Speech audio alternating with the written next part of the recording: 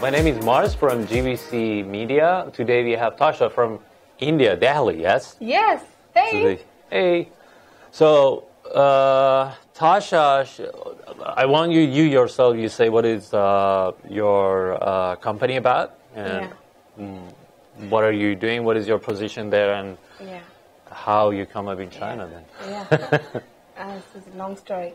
Okay, so I am the co-founder of Venture Gurukool, which is an early stage startup ecosystem enabler. We invest in early stage ventures at seed and pre-series A level and help them with mentorship and network access to grow their businesses, as well as provide them funding access to raise the follow-on round of investments. And interestingly, we did a roadshow in China 2 months back. And with 16 of our ventures, out of which 5 of them got funded from investors in China for the next round. And there's a lot of interest amongst Chinese investors to look at the Indian startup ecosystem, and that's what we are promoting and doing over here. Perfect. So you're in Delhi, yes? That's right, in Delhi. So what you're doing looks like incubation program, sort of, yes? Yeah. You only focus on Indian companies in India, in Delhi. Yes, that's how we started. We were focusing on Indian companies in India, not just in Delhi. We have a virtual incubator / accelerator program where we help them with all the resources they need to grow their business. But with the growing interest of Chinese ventures to look at the Indian market, because it's such a big market and a huge opportunity for them to expand upon. We have recently launched Cha Chai. What is it, Cha Chai? Cha Chai. So it's a lot of Cha-Cha dance. Cha-Cha dance for entrepreneurs, yeah? No, it's actually Cha is tea in Mandarin. Tea, yeah? That's the only bit of Mandarin I know. Cha. Yeah, you know a lot in Mandarin.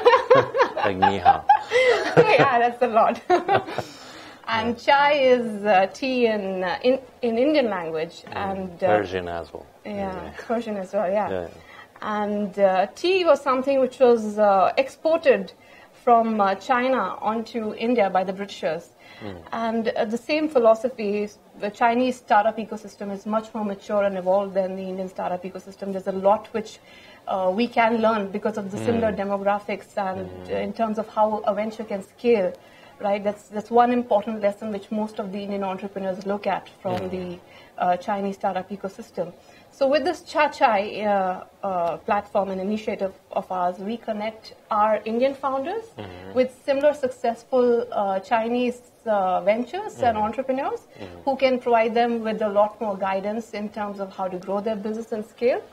And similarly for Chinese ventures which are looking at the Indian startup ecosystem and very interested in it, to help them to come to India. Have you had your roadshow in other countries or just China? We started with China, and there was this phenomenal response from China itself that now we're concentrating a lot more on China.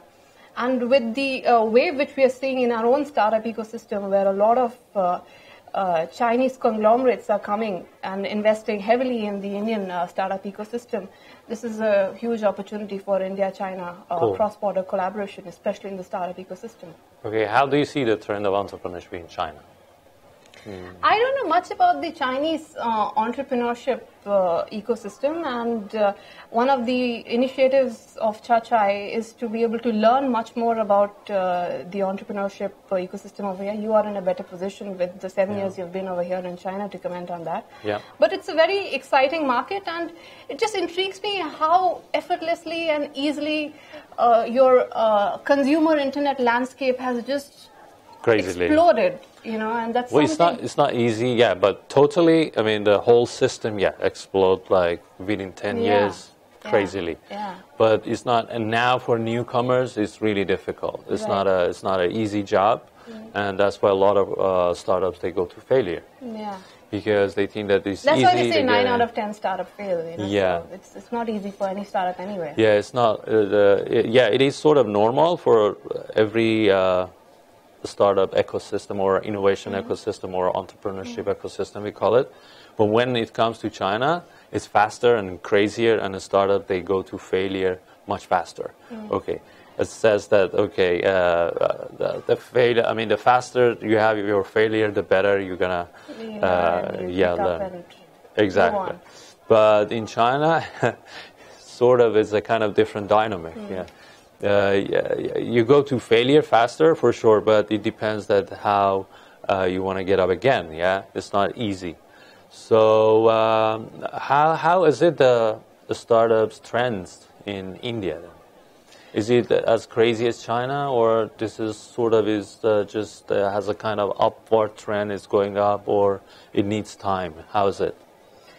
It's much more younger than the Chinese startup ecosystem, which is much more mature. I could easily put India 5 to 6 years behind China. And because it's much younger, it's much more exciting. There's a lot more opportunity to do a lot of things.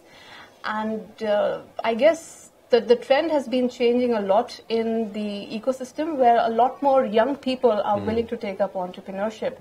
And there's a lot of access which they have to capital and to the right people. Professionals are willing to take up the plunge into entrepreneurship. So it's exciting times. Nice, perfect. So how do you see the trend of Chinese investors if they want to get into India and invest on startups? It's already happening. Yeah, I think since the past 2 years, $2 billion has already gone in. $2 billion. Yeah. And I think this year we've seen phenomenal interest from some of the big conglomerates like Alibaba, Tencent, Fosun, making really big ticket size investments. SoftBank, of course. SoftBank. Yeah. Aggressive bets towards the Indian market. And so it's interesting that the Chinese venture funds, they're getting into India. Which area they would like to focus more? I mean, like IT, internet industry, or IoT, or... I guess they want to start up with something which has been successful in China and emulate the same in the Indian startup ecosystem. So there's a growing interest amongst a lot of investors in China to look at consumer internet businesses. Media is something which is very exciting. Fintech is very exciting, of course. So these are the opportunities which they are looking at in India as well. Nice. And how India is different from China? I mean, I know there are a lot of differences, but how would it be? Because, you know what, let's say in that way, if China wants to go global, the first barrier they have is a language, yes? But seems India doesn't have this barrier. Right. And the second thing that most of entrepreneurship ecosystem that we have in countries is come up with digital products. I mean, internet-related products, yes? And like, let's say now it's going to AI, big data, blockchain, IoT, I don't know, SaaS, a lot of areas, yes? Which most of entrepreneurs, they go in those areas, yeah? As India is really good for communication, since most of people, they speak English there. Yeah? And the second thing is you have a huge market as well. And beside of that, you're a country that we are really good in IT-related stuff. Yeah. How do you see this big potential in comparison with China? This is kind of macro, but would love to see that how you think as a kind of venture in India. In terms of what is the opportunity with Chinese ventures see in India? No, totally in the world, how it is. How India, do you see, can grow than China? Because China, they want to go global. Yeah, this is their policy. Yeah. The new leader of China since 2 years ago, they have announced that they want to have better innovation ecosystem in the country, and they want to make it global as well. They want to go global, yes? So also they're focusing on one road, it's called Ida Ilu, one road, one belt, one road, yes. So one belt, one road is kind of also their policy. Beyond that, they want to go global. How do you see that if India, let's say, wants to go global, yeah? How would it be? I guess there's a big opportunity in the Indian market itself, where the internet penetration is on the rise, the smartphone penetration is on the rise, and while China, the hurdles for them to scale it comes with language. I guess it's not the same with India, but we are a vast country with so many different sort of states, very versatile people. You know, there are around 28 regional official languages and 1,500 dialects. So there's a challenge of different sorts to scale in the Indian market itself, which itself is an opportunity. Also opportunity in another side. So ventures in India are focused on scaling in not just in the tier 1 cities, but the big opportunity lies in tier 2, tier 3 cities, and that's what their focus is on. With these challenges, how do you scale in these markets? Nice, perfect. So, do you gonna have any roadshow in other countries, or are you gonna just focus on China? Yeah, so we definitely going to focus on China, but Israel is something we are looking at as well. And any plan to USA? Not at the moment. There's so much happening over here with around India, close to our bordering countries, that we focused a lot over here. And Israel is, as you know, the innovation hub for even the Silicon Valley.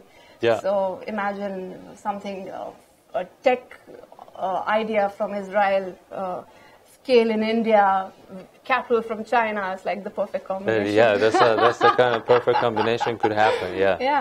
And cool. And so for those startups, you mentioned that 5 of them, they got funded. Which is really good. I mean, it's a kind of outstanding success, I think, in the first roadshow that you had. This is really cool. Is there any Indian startup ecosystem? No, we cannot say that. Any startup community in India? There are a lot of startup communities in India. Can you name one of the most famous ones? Venture Gurukool. Venture Gurukool is one of the. No, so we have a lot of associations which promote the startup ecosystem. Primary one of it is SIA, Startup India Association. So they are the platform, or a common platform for startups all across India, across all stages, to come on a similar platform and voice their concerns, what they need to the government in terms of better regulatory framework to grow their business and various other things which they need. As a media channel, we would love to get into India like within 6 months. And definitely Tom and me, we are going to have a plan getting there and have an interview with some outstanding people there. And we want to be your guest maybe for like... we would love to host you. Atithi Devo Bhava. His guest is like God. Oh, really? Okay, cool. It's kind of Persian culture. Guest is like that. So, we I think we share a lot in common. Of course. I mean, we are beyond the startup ecosystem. We are in a startup ecosystem, and imagine if that startup ecosystem tends to be kind of what I'm thinking, that the combination of different countries like India, China, Israel, Americans, European, and let's say somewhere else like even Australian, if that can happen. How is it the trend of international startups in India? Have you seen any international startups in India? Is it as crazy as here? Uber is there, right? And Uber is Uber, right? Imagine if Uber is not there. Here. No, it's here. It's still here, but it got sort of merged or So have you seen any international startups there that like European or American or Persian people, they get in there? For sure not Persian. There are a lot of foreign nationals who come and start their venture in India, and we have seen 1 or 2 in our own ecosystem who are foreign nationals and who are doing their ventures successfully in India and doing pretty well for themselves. With the international ventures, I have seen a lot of homegrown ventures itself who've taken the initiative of looking at what's worked best across and localizing the same over here for the Indian market. So that's worked well for them. Cool. What about women entrepreneurship? How is it the trend there? There's a lot which is being said and being done for women entrepreneurship to support them, and especially with the start of the year which we had with the Me Too movement and various other things around it.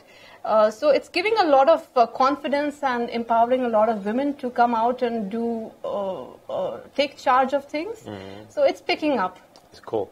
So another thing that we are focusing as GBC Media is social entrepreneurship. I think that social entrepreneurship, I have a feeling maybe that in India should work well. How's it?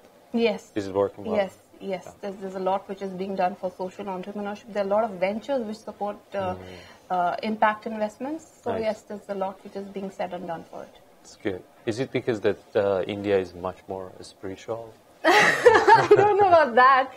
I guess that's how Steve Jobs received his nirvana from, and Mark Zuckerberg is also quite inspired. So I have to get there as well.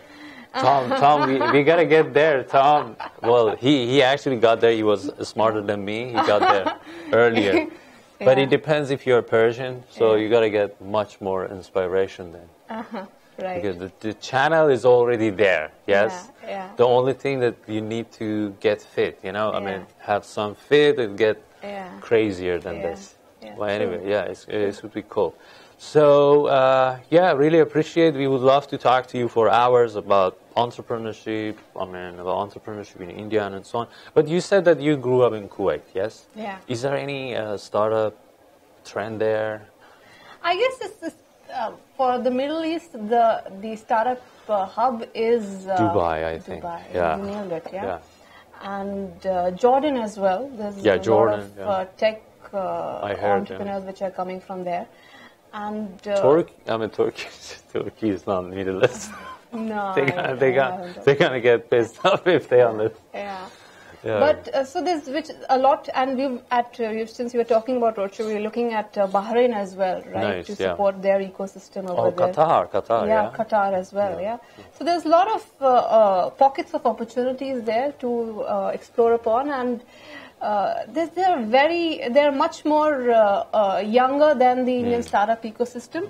So there's huge opportunity for them to start off with something as simple as a platform business and do pretty well for themselves. So, and I guess with the Middle East, there's nothing like they don't have a shortfall of capital available to them, considering the largest sovereign wealth funds are based out of, a lot of them are based out of the Middle East, right? Yeah. So there's a huge opportunity in that, in those areas as well, and we are working to expand on those lines. Cool. Let's get back to India is one of my last questions. Yeah. Which city is the hottest city in terms of entrepreneurship in India? I'm going to be biased because we are based in New Delhi, so I'm going to say New Delhi. But I guess a lot of tech entrepreneurship is, of course, New Delhi is there. Bangalore takes the lead, followed by New Delhi, and then you have Mumbai. These are the sort of... We heard that Bangalore is assumed as a second Silicon Valley. Yeah. So you have a lot of talent is, returnees that they're coming back after Mr. Donald Trump, the president, I'm not going to comment on that, but I heard that, this is, I'm not going to put any comment on that, why or why not, but I heard that a lot of people, they went back to Bangalore because they saw, some of them, they moved to Canada. Right. Yeah, they moved to Canada because they saw, better opportunities, better salaries, better, vision they could see from, like, Canada, which is closer to USA. And most of the Indian returnees we have in Bangalore.